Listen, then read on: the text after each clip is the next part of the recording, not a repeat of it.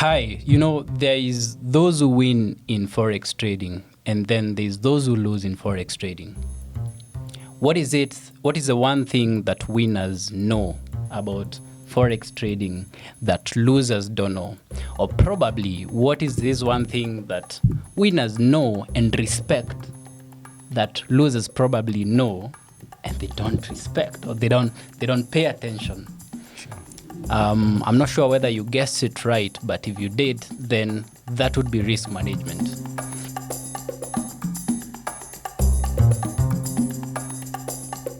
Today and in this podcast, we're going to be covering risk management, and this podcast is brought to you in partnership with FXPesa, which is a subsidiary of EGM Securities. And probably George might dig into this and let guys know about risk and what we're about to just dig in. Oh yeah, so everyday life activity is fraught with risk. You tuning in, listening to this podcast is a risky endeavor. You don't know whether you will get value for your time or you will actually get value for your time. Going to work is a risk. Putting up that job application is a risk. So everyday life is fraught with risk. So once you know that, you then need to know how to deal with risk. You need to know, how do I manage this risk? True. So like energy, it can't be created, it can only be transferred. True. So risk is there. You can't do without risk. True. So the only sensible thing to do is to deal with risk. True. And now this introduces the topic of risk management. How do we manage this risk? So I'm just going to give you a layman's definition of the word risk, okay? So in simple terms, risk is just the possibility of suffering a loss. Whatever loss is, in your own words, as long as you deem anything is a loss to you, the possibility of that loss occurring is risk. Is risk. Yeah. Does it mean that as you were taking the shower today in the morning, you were quite aware that you might not, leave that shower probably, and you still went in there, yeah? Why? Because you so badly wanted to do this podcast? Is that so? Did that outweigh the risk of whatever could have happened in the shower?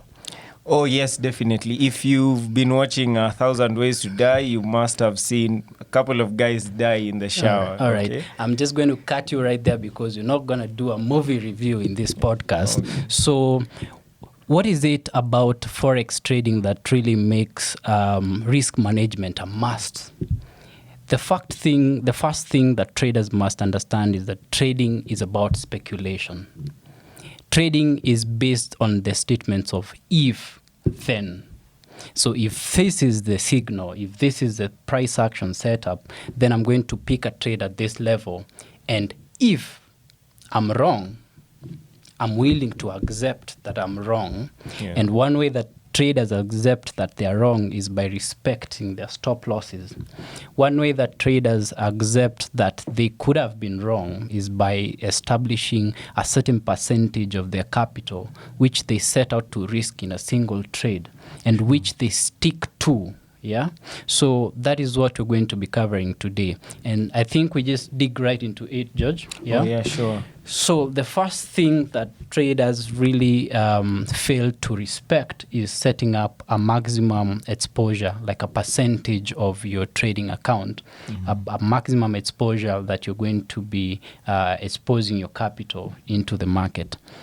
The question of the how much really depends on individual traders, but as we advise students and as we outline in our Forex trading course that we offer at FourthStreet Consultants, we advise especially newbie traders to set out about 4% to 5% maximum exposure to the market of their capital. That means that if, for instance, you have an account of $1,000, then your maximum exposure in all your trades, then totals to 5%, which is $50 at any one given time. Yeah. So I think, George, you can maybe just dive into now, how do you go into the specifics of how much do you risk now per trade, and how many trades do you execute per time, and what guides you into, allocating the 5% across the many trades that you'll be doing. Yeah. So imagine you've just gone for shopping, okay? You need A, B, C, D, like 5 items or 10. All that depends on your level of capitalization. So it's the same way when you're coming to Forex. We've just talked about you need to know your maximum exposure. So when you go shopping, you need to know, I want to buy 1, 2, 3 things, but how much is available for me to buy all these things? You don't just go and wing it in the supermarket. Otherwise, you'll end up spending on things that you did not want to spend. They call on. it impromptu. Exactly. Or impulse buying. Buying. So knowing beforehand that I want to buy this much, using this is the stipulated amount of money that I need to use, is the same way that you need to know, out of my $1,000, I am only willing to lose a maximum of 5% at any given point. At any one given time. Exactly. Yeah. So then, how do you divide this 5%? Okay. Yeah. So again, back to the shopping example. What do you need the most? What can you do without? Okay. So when you're listing your items for shopping, you will definitely begin with the most important. Okay. I would go for a need. Exactly, not As a opposed want. exactly. A Totally. need. What do you need the most? So when you're scanning through the markets, you're scanning through the charts, okay? There are some setups that you will see. Well, this also comes with a level of experience. True. We call it position sizing. So how do I size this position, okay? So you really need food. Definitely you will put food on your shopping list, okay? Yeah. So depending on whether you're a vegan or you're a meat eater or you don't care or whichever. All right. So if food is what you need the most, then you will probably spend more on food than other items. Makes sense. So if this opportunity that you just scouted on the market is an A+ setup or is a setup that shows market confluence, like we do. Oh, that's a big one you brought in there. Yeah. Market confluence is one of the most powerful setup any trader can take advantage of. Market confluence is a whole topic on its own that we're going to be covering later on in the future episodes of podcast. What a confluence means is certain scenarios in the market have converged at one point. Probably there's support, there's resistance, there's a price action setup, one or two converging at the same spot. Like the odds are too good for this trade that I can't miss out. And that also goes forward to answer the question of how do you distribute the 5%, the maximum exposure across the various trades. So let's say, for instance, you have two opportunities to trade. One is in the Euro USD pair. The other one is in, the USD Japanese yen pair. And the Euro USD pair offers you a perfect confluence setup, which for us price action traders, we view a confluence as a more powerful price action pattern that is bound to happen. Remember, we're not sure it's going to happen, but it's a confluence. And so if I had my 5% and I'm thinking to distribute this 5% across these two trades, it would be really logical for me to assign the confluence opportunity or price setup 3% and then offer the other price setup 2%. The other point that can guide or should guide traders into assigning the risk amount that you distribute to the various trades is the risk to reward ratio. Yeah. Now, that's another whole topic, Just so you know, trading confluence is expounded in depth in our online trading course, FourthStreet.co.ke. That's where you get any educational material on trading. Now, risk to reward.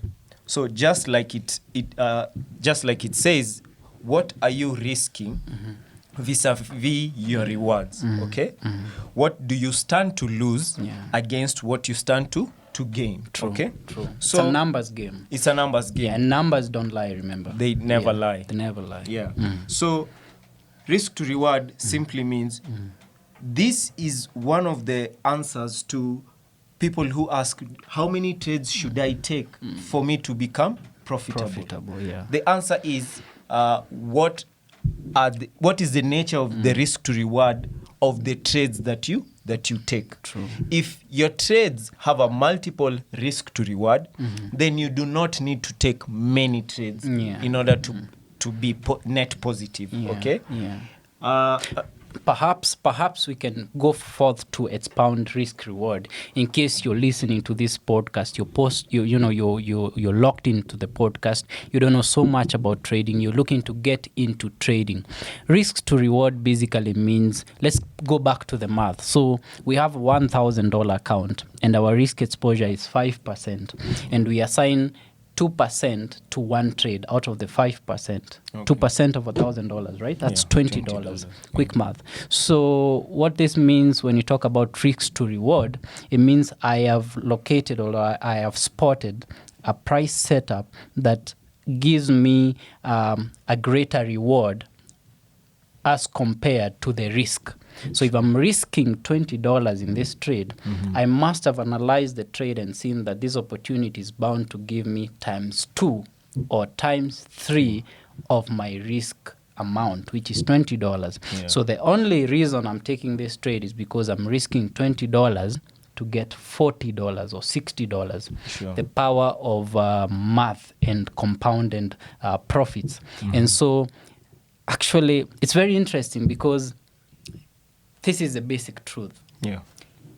If a random guy comes into the market with proper risk management rules, and these guys have no clue about Forex trading, and they take 20 random trades, but they do that while respecting risk management, following their risk amount, and making sure that every trade has a risk to reward ratio, which is greater, equal to or greater than 1 to 2. Yeah.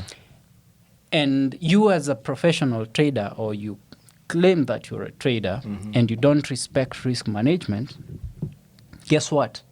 These are the guys going to beat you. Oh, yeah. This guy will beat you. A random nature of choosing trades without any specific skill, by following risk management, this guy is going to beat you squarely. This is how powerful risk management is, and it's a subject that a lot of traders tend to ignore because it's boring. People want to talk about the right entry. People want to jump into the next trade. People want to make this quick money that makes them feel good, that they can talk about their friends about how much they made today. But us as FourthStreet consultants, we're more careful about your long-term performance, not about today. What about 3 months from today? Yeah. Because we teach guys to approach Forex trading as a career, as a sustainable career. Because guys like me and you, for instance, talking for my case, I've never been employed. Okay. I've been doing this for the last 12 years. And so when we talk about Forex trading, risk management, and all this, we are so enthusiastic about it because we know what it means to learn the skill in the right way. And throughout our course at FourthStreet Consultants, this is how we approach Forex trading and how we teach guys to approach Forex trading as a business. Yeah. So what I'm just getting from your explanation is risk is what will keep you in the game, right? Sure. So this is like, well, another analogy just came to mind. This is like a boxer learning all the skills there are in boxing, but you have no gas tank. Oh. You can throw all the punches, all the punches in the book, but you can't last a few minutes in the ring. So a guy with no skill whatsoever, but with a gas tank can easily take you out. Knock you down, true. Okay. Perfect one. Then there's another element that I think is usually tricky for guys. Well, in any business setup, you've got to put in some risk for you to realize gains or profits, right? But it's usually very tricky for traders, the balance between should I risk too little or should I add to my risk? Because again, especially for guys who do this full time or even guys who do this part time, well, if you risk too little, then it means even if you get a win, the amount of dollars that you make won't be as significant as much. Yeah, what's the point of managing a $10,000 or $50,000 and you get a cumulative returns of 6% per year? It doesn't make sense, right? And that's because you are so naive, you are so scared of risking a bit of your capital. So it's usually a tricky balance of how much should I really expose. And the advice is for new traders, start with 1 to 2% per trade. With a maximum exposure of 5% in all your trades. As you develop the confidence, as you backtest, as you test out these strategies over a couple of months and they're working out for you, then you actually know how to balance out these margins and spread out a little bit of risks to one trade and cut out on these other trade. And so this is a thing that comes with training and mentorship as well. Traders really need mentorship on this skill. Yeah. It's not a skill you just hop into YouTube and see a couple of videos, and hop into that other article and tomorrow you think you're making money, which is the wrong approach to trading. Yeah. It's a risky approach. It's a risky approach. Yeah. So so that's very important for traders to really respect that. This is an industry that has its own disciplines, and the biggest one being the understanding of risk management in Forex trading. And then it's one thing getting the numbers right as to how much you're supposed to risk in a single trade and the total exposure. Then what happens after you initiate the trade? You've got it all right. Yeah. You've got the percentage right. Mm-hmm. The trade setup is there. It's clean. It gives you a risk-reward ratio of 1 to 2, 1 to 3. Perfect shot for you to take, and you're not chickening out, and you're in the trade. Then what? This is one bit of risk management. Then what? You're in the trade now. Then what? Then you get to swim. Then now you have to know how to manage. You switch from a trader into a risk manager. Nice. Okay? One. Yeah. So you need to know, once you're in the trade, you've done your due diligence, you have known beforehand, I am willing to risk this, and you've done your math, you've got your lot size. Maybe that's something we should mention. That's a good before one. We forget. True. You've got your lot size, you know your stop loss distance, you're in the trade. Now, once you're in the trade, you turn from being a trader or a speculator into a risk manager. So now you need to develop the necessary skills to be able to manage this trade while you're in the trade. So given that your trade has made some profits, so maybe you are risking 50 pips and your trade is 80 pips in the money. So what should you do exactly? So there's a couple of things you could do. All of which are in our trading course. So one of the things is you may use a trailing stop. Trailing stop loss, which is a skill of managing your trade when you are in the money. And at this point, I think it's important to discuss at what point do you engage trailing stop loss? And basically, what is trailing stop loss as far as risk management and now managing your trade when you're already in the trade? What is trailing stop loss per se? If you could explain like to a guy who doesn't have any clue about Forex trading. So a trailing stop loss is, in simple terms, a stop loss which follows your order. Only that it does not move backwards. So for example, if you are selling the market, your trailing stop will move down, considering your position moves in the money. If you're buying the market, then your trailing stop will move up, but not down again. Or if you're selling, your stop loss does not move backwards. So it's simply an order that follows the market.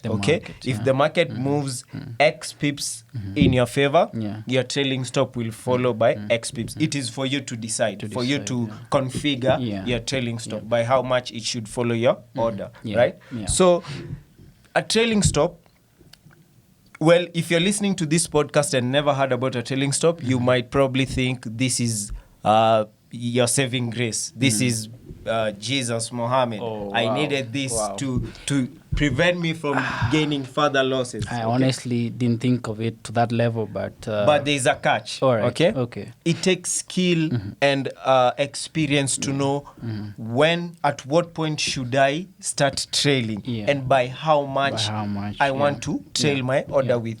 As a rule of thumb, do not trail your order very closely. Like, give it some breathing space. There are many people will tell you that. Give your order some breathing space. Don't trail your order too closely, because the nature of the market is it does not move up in a straight line. Neither does it move down in a straight line. It has a sine-like wave pattern. Okay, so you don't trail your order so closely so that you prevent being stopped out, and the market still goes in your favor, in your direction. Yeah. Perhaps what George is trying to just to polish up on that, trailing stop losses, you find yourself in a winning trade. You've taken a trade on the pair of Euro USD, and your risk to reward ratio was 1-2 that you had configured in that trade, and your trade is almost approaching to hit the take profit. But then you again get back into the market and you reanalyze the market and find out that actually the momentum in the market is so strong that you believe you have enough reason from reading the charts that this momentum is going to go past my take profit. And so it calls for traders to be rational enough and patient enough to not cut the profits short. This is the only rule whereby you are advised to move your stop loss and your take profit when you are in the money, when you're making money. When your trade is making money. Your trade is we call it in the money. When your trade is making money, then you're in the money. So this is the only instance whereby you can get to move your stop loss and your take profit. And on this instance, what you do is you move your take profit further depending on your current analysis of the new movement that is that is happening in the market. And then when you move your take profit, you also move your stop loss to lock in some of your profits, which means at some point, you're actually going to be running the trade risk-free. Oh, yes, most definitely. Most definitely. The only time in life that you'd probably not be facing any risk is when you apply trailing stop losses. And trailing stop losses is so powerful in that you get to move your stop loss above your entry point because you've moved your TP further because the momentum in the market is fitting for your position. And so this is a skill called trailing stop losses. It's a whole topic on its own. Again, it's covered in our comprehensive online Forex course that we offer one-on-one mentorship. It comes with one-on-one mentorship. And as we continue to get into this topic, I'd just like to mention that this podcast is brought to you in partnership with FXPesa, which is a subsidiary of EGM Securities. And so we'll be doing a couple of series of podcasts in partnership, FourthStreet Consultants in partnership with FXPesa and EGM Securities.